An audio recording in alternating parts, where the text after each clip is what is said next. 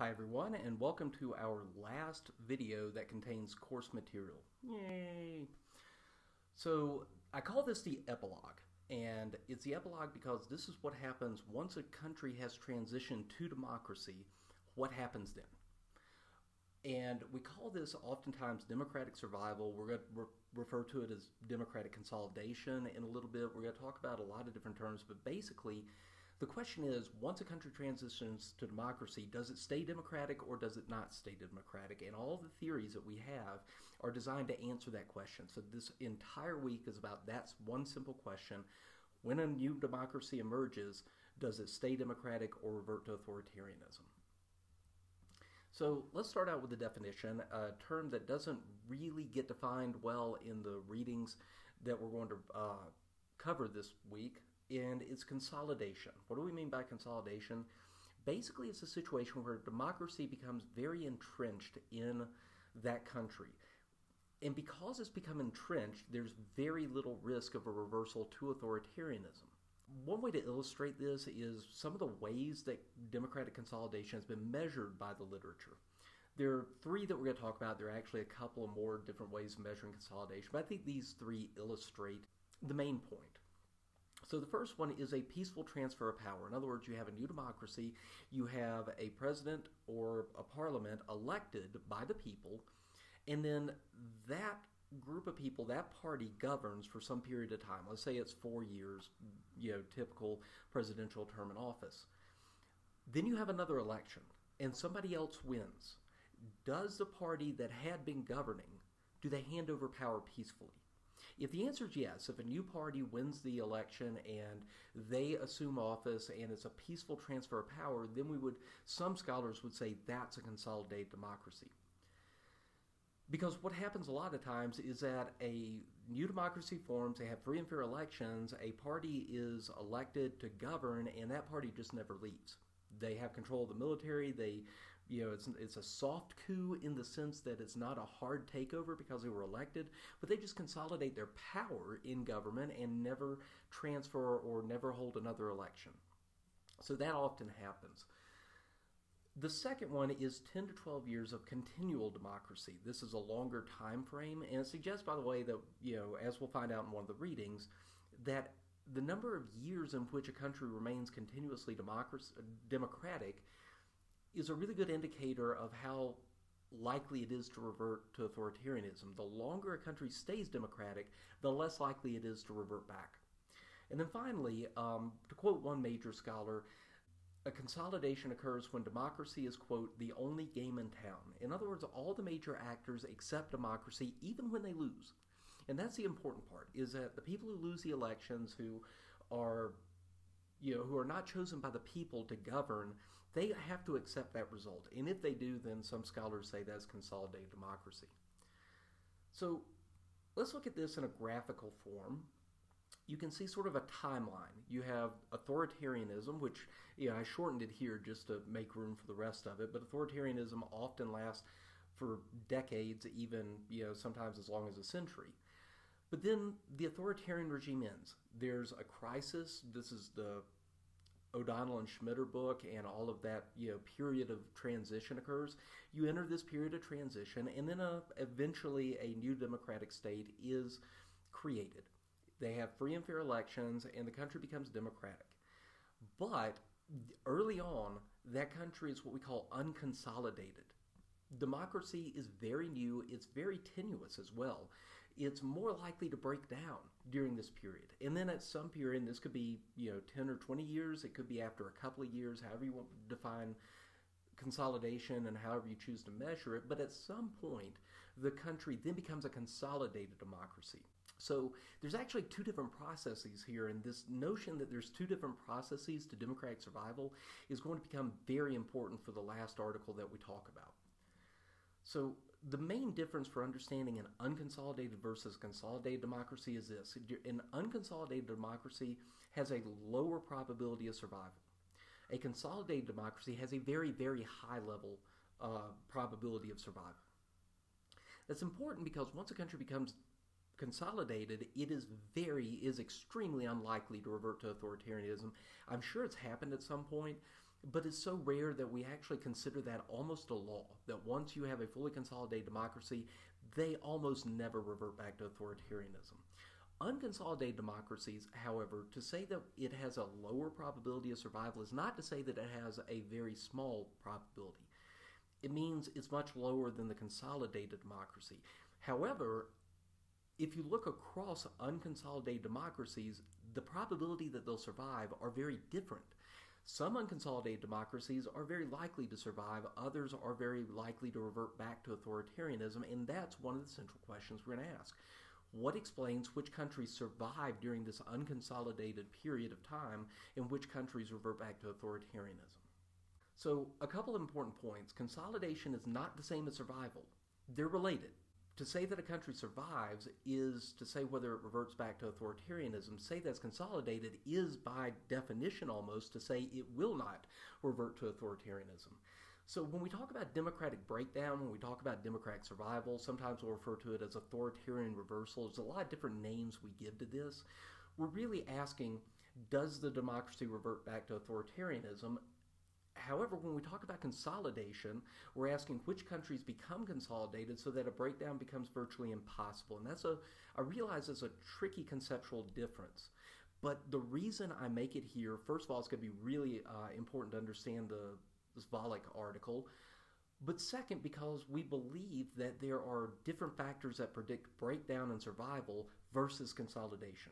So again, just imagine, we're going to talk about these specific variables, but imagine that some set of factors will explain whether unconsolidated democracies survive, and another set of factors explain whether unconsolidated democracies become consolidated. That's why I'm going through this definitional stuff. Just to reiterate that point very quickly, there are two separate processes that we're going to talk about in this video. The first is survival, and what factors explain which countries stay democratic versus which countries revert to authoritarianism. That's the first process. The second process is consolidation.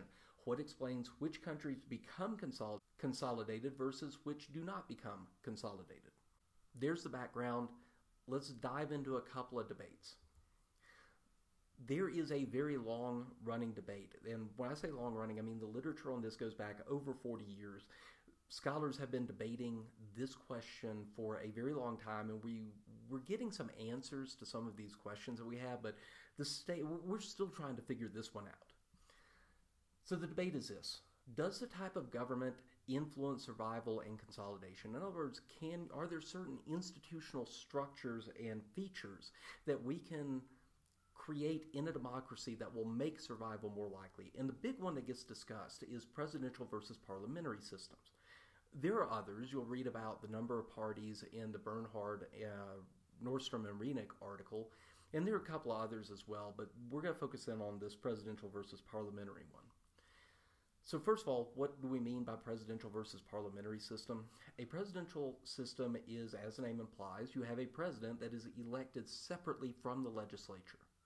What that means is that this is what we have in the United States, by the way. We have a Congress, and members of Congress are elected in their own elections, and then we have a presidential election, and that is separate from the congressional elections. Now, often they occur at the same time, but the members of Congress, their election to office does not depend on the performance of the president, at least structurally and legally, if not in practice. So what that means is that both Congress and the president are independently elected by the American people in the United States, for instance. So who speaks for the people? The reality is both speak for the people at the same time. And oftentimes, the Congress is occupied by a party that is separate from the party that holds the presidency. So the president can be of one party, and the legislature can be of an entirely different party. And because they're each independently elected, they each have a claim to authority, and they each have a separate claim to speak for the people while promoting completely separate policy views. What that means is that both can claim to represent the people. We're going to find out that actually creates a very dangerous situation in many new democracies. Now, contrast that with the parliamentary system, where the people select members of the parliament, and then the parliament in turn selects the prime minister. So the prime minister serves at the pleasure of the parliament and can be removed at any time. Yes, in a presidential system there is impeachment, but impeachment is a very high bar, And removal of a president is much harder than it is removal of a prime minister in a parliamentary system. What this means is that there's a unified source of authority where the majority coalition, including the prime minister who belongs to that majority coalition, they represent the public. You don't have this split or divided authority and separate and independent claims to authority. Okay, that's the difference between a presidential and parliamentary system. Let's talk about the early work in this. The early work argued that presidential systems are far more likely to break down or have a reversal to authoritarianism than are parliamentary systems. And the reason, as I just mentioned before and just gave you a big foreshadowing of, is that during a crisis, the separation of powers can create gridlock. So you can have a legislature of one party who promotes one solution to a crisis and a president of another party that promotes a different solution to the crisis, and both have equal claims to represent the public, and neither one can agree on it, on what to do. And so nothing gets done. You have a gridlock. That situation in a new democracy incentivizes the president to use extra constitutional measures to basically act independently of the legislature and to grab more authority for the executive branch. And we sometimes call this a presidential coup or an executive takeover. It is basically the president, in this case, going outside of the Constitution on behalf of the people to address a crisis and rallying the people behind him or her and undermining the democratic system, including the separation of powers. In a parliamentary system, on the other hand, and by the way, this isn't my opinion, this isn't my thoughts or views, I'm simply summarizing the early literature on this and the arguments that they made. We're going to find out that a lot of this is simply that we've revised our understanding of this debate over the years, but this is the early work. I want to remind you that. In a parliamentary system, you have what's called a majoritarian imperative. The prime minister can be removed by parliament. The president, remember, cannot, at least not easily, and that creates more unity in a crisis. So you have a majority coalition that can govern, that can take a decisive response to whatever the crisis is and respond more efficiently, and that there's unity in the government. You don't have two different sides that need each other to take any action but refuse to take any action because they can't agree. And finally, this early scholarship showed a very strong relationship between presidential systems and democratic breakdown. Specifically, presidential systems break down at much higher rates than parliamentary ones. By one estimate, one study found that presidential systems were about 2 times more likely to break down than parliamentary ones. So that brings us to Chabab and Lamanji, and yes, that, by the way, that's the same Lamanji from Jaworski and Lamanji way back at the beginning of the semester. And this article is really good because it walks through the theoretical arguments involving this debate. Now, they accept the empirical evidence. They accept that it is a fact that presidential systems break down at higher rates than parliamentary ones. What they argue, however, is that the theoretical explanations offered by past research are wrong. The things that we thought, including this majoritarian imperative, for instance, that would make parliamentary systems more likely to survive, that cannot be the explanation. And they offer some alternative explanations to explain the empirical relationship that everybody accepts. I don't think there are very few scholars out there that don't accept the fact that on average presidential systems break down at higher rates than parliamentary systems. The question, as it has been throughout this entire semester, is what's really going on behind that? What explains that relationship? So read the article for the complete picture. I just wanted to highlight that at this point. And now we're going to turn to another debate, which is the role of economic downturn on survival of democracy. Economic downturn, especially an economic recession in a new democracy, is very, very dangerous. It triggers more uprisings and reversals to authoritarianism than you would probably be shocked at how many new democracies revert back to authoritarianism just a year or a year and a half into an economic crisis. There's one study that estimated that after a year and a half of negative GDP growth, a country became about 35% likely to revert back to authoritarianism. What that means is that if you have an economic downturn that lasts a year and a half in a new democracy, there's a 1 in 3 chance that country will no longer be democratic the next year. So this is another one of those very big influences on democratic survival.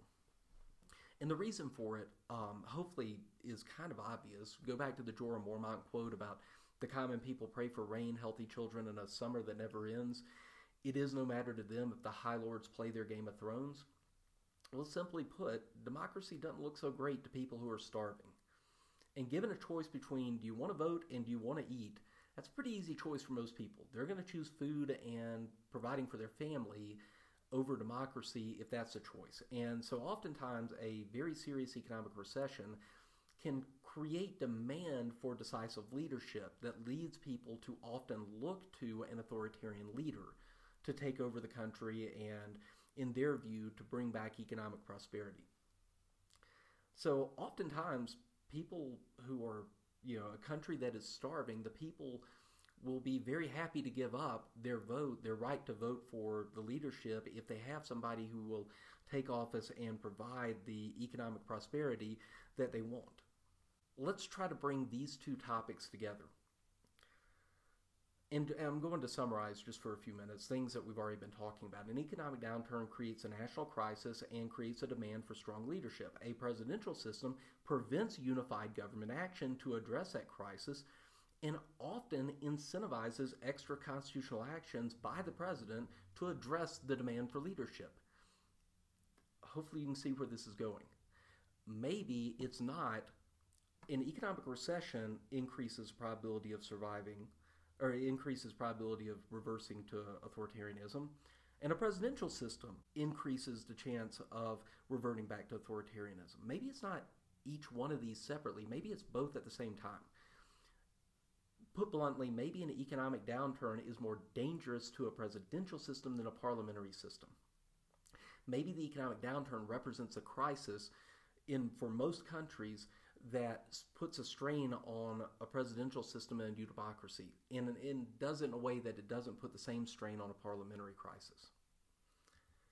And that brings us to reading number 2, the Bernhard, Nordstrom, and Reinach. And I'll go ahead and tell you, by the way, Dr. Tim Nordstrom is a professor at Ole Miss, and I took his democratization class. He's the one that got me interested in this topic, and so he's the one that is responsible for me teaching this class and you listening to this lecture about this, because otherwise I probably wouldn't be teaching democratization and regime change if I hadn't been inspired to his class. And I, by the way, have you read this article, not because he co-authored it. It's generally on its own a good article. I just want to point that out. So you can thank Dr. Tim Nordstrom for that, or you can give him the blame. If this has been a worst class you've ever taken, then he's the one that's responsible for that too. That's a bit of a joke. Okay, so sorry for the digression. The basic argument behind this article is that you have to look at both the government system and economic downturns. In statistical terms and methodological terms, we call this an interaction effect. You don't really need to know that, but you'll probably see it in this article. Basically, it's that the effect of an economic downturn on democratic survival depends on the type of system, whether it's a presidential or a parliamentary system. And the major finding of this article, and by the way, you need to read the theoretical section, especially where they create this typology talking about how fragmented or pluralistic the country is, because a little more sophisticated than presidential or parliamentary system. I'm simplifying it here just for the overview. But the main finding is this. Presidential systems, an economic downturn is more likely to create reversal. In a parliamentary system, an economic downturn is less likely to create a reversal. Now, if a country, regardless of whether it's presidential or parliamentary, if it has a good economy, then most of them survive. So, yay! Right? So we want a good economy in a new democracy. That, by the way, think about foreign policy implications. If you have a country that just transitioned to democracy and you want to keep it democratic, look at the economic system. Try to make sure that they have economic prosperity for several years, because an economic crisis is going to be more likely to trigger reversal, especially in a presidential system. So a good economy, everybody's happy, there's no reason to change the regime. A bad economy in a parliamentary system, well, the system can handle it. The government's more likely to be able to act in a unified, decisive manner to address that and to reverse course. And so they're more likely to stay democratic. And an economic downturn in a presidential system is more likely to break the system because of gridlock and disagreement by two parties that have equal and valid claims to represent the public. That's the overview of that. One thing I want to highlight that not because this is the most important part of this article, this is probably the least obvious part of this argument about parliamentary and presidential systems. So I want to highlight it here because it's in the Bernard Nordstrom and Redick article, but it's kind of scattered throughout there. You have to read between the lines to get this, so I want to make this obvious. Responsibility is centralized in a parliamentary system. As we've been talking about, in a presidential system, they can blame each other for the economy. The president can blame the the legislature, and the legislature can blame the president. A member of the legislature can say, hey, look, we'd have economic prosperity if that turkey over in the White House had listened to me. And the president can say, hey, look, I proposed an economic stimulus package, but the people over in the legislature, those turkeys didn't listen to me and they didn't pass this, so we'd have prosperity. And so they can point the finger at each other, and that's what creates that gridlock. In a parliamentary system, however, the majority coalition is responsible for everything. They get blamed for everything, and they can be kicked out in the next election. So there's a centralized responsibility for the economic crisis in the majority party, because if that majority party does not address that crisis, the people know who to kick out, they throw them out, and another government comes in through democratic process and tries to address the economic crisis. So this is another reason why we think that parliamentary systems are better able to withstand an economic crisis. Now, I also need to point out, having said that they're better able to withstand an economic crisis does not mean that they're always going to survive. An economic crisis will kill a new parliamentary system every now and then. It's just that it's less likely to happen than in a presidential system. So again, after the class is over, as you're watching, in the future, if you see another wave of democratization, find a country that transitions to democracy, look at whether it's a presidential or parliamentary system, and if it's a presidential system and they experience an economic crisis, that's a big red flag that they might be headed back towards authoritarianism very quickly. And the last thing I want to say that is not in any of the articles, is just I'm bringing in other research that I'm familiar with, is that the reversal to authoritarianism happens quicker than anybody thinks. It is a very quick process. Again, after about a year and a half of negative GDP growth, especially in a presidential system, you can have an authoritarian regime rise up and take with a coup or to retake power within a month or two. So it's a very quick process. It's actually kind of startling how fast a new democracy that on the surface seems stable just breaks down and is replaced with authoritarian regime. So enough about that. Let's talk about the last article. And this is the Svalik article. I'm probably butchering that name. I apologize. But this is one of the most important articles that's been published in recent history. And it goes back to the point that I was making at the very, very beginning of the lecture, which is that there are two processes. That consolidation and survival are two separate things. And Svalik makes very good use of that. But let me back up and sort of explain this and why this is really important. Here's what we observe. We look at a country, it's a new democracy. And we observe either that country survives as a democracy or it reverts to authoritarianism. We only see survival or not survival. But why did that country survive? There are two explanations. One reason is that if the country survives, it consolidated as a democracy. It went through the process to establish democracy as the only game in town. All the major actors accept democracy, and therefore it transitioned into a new stage where democratic breakdown is virtually impossible. That's one reason why a country would survive. The other reason would be countries that are unconsolidated, that they experience favorable conditions that make survival more likely. Now, what are those conditions? We're going to talk about that in a second. But those are two separate answers to the same observation. We can see a country survive, but does it survive because it became consolidated, Or was it unconsolidated and just had some factors or some conditions that made it, like, for instance, economic growth? There's a hint for you, that made it more likely to survive than another country.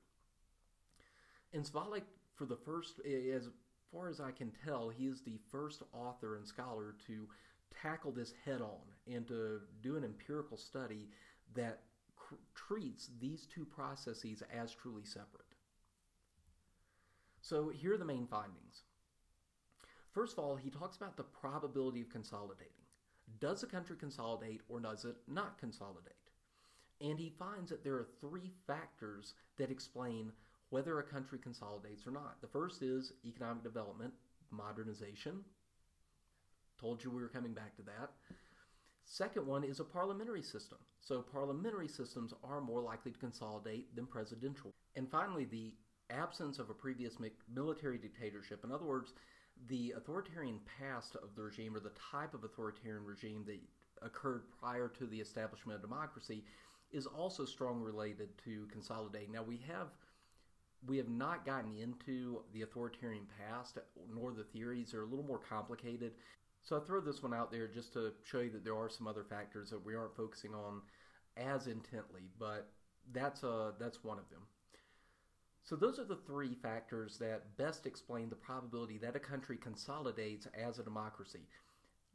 When we turn, however, to the number of years that an unconsolidated democracy survives, which is how Svalek measures authoritarian reversals, we find that there's only one major factor that explains it, which is economic growth. He measures it by GDP growth. So basically, an economic downturn leads to the breakdown of a new democracy that is not consolidated. But the reasons that a country becomes consolidated have more to do with modernization, the type of government, and the type of authoritarian past it has. So I've got this graphic view that makes this hopefully a little more easier to understand, and you can see, going back to our scale or graph timeline, if you will, we see that when a country is unconsolidated, the major factor that explains its reversion back to authoritarianism, that arrow that's going off to the left, is economic downturn. Countries that experience an economic downturn are much more likely to become authoritarian. However, unconsolidated countries that are high on the modernization indexes, that have a parliamentary system of government and do not have a history of a military dictatorship, they're more likely to become consolidated, and because they're becoming consolidated, they're much less likely to become authoritarianism. So reversion back to authoritarianism almost never happens in the countries that are very modernized, parliamentary system, and have an absence of a history of military dictatorship.